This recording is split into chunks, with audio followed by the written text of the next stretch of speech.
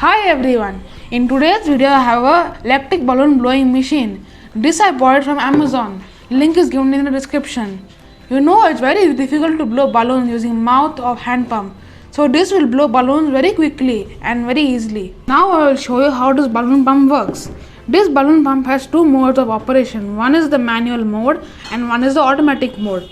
In the manual mode, you press the switch and the air comes from both these nozzles, as you can see here.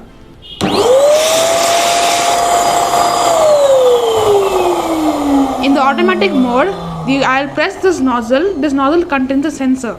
So when I press this nozzle, the air comes from both the nozzles. And when I release it, the balloon pump stops, as you can see here. Now I'll press the nozzle. When I release it, it turns off. So this is the automatic mode.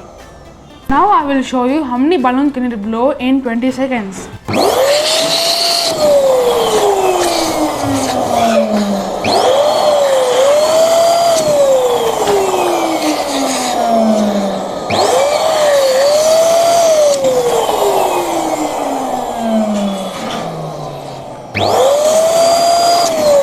So using this balloon pump, I have blown around 8 balloons in just over 20 seconds.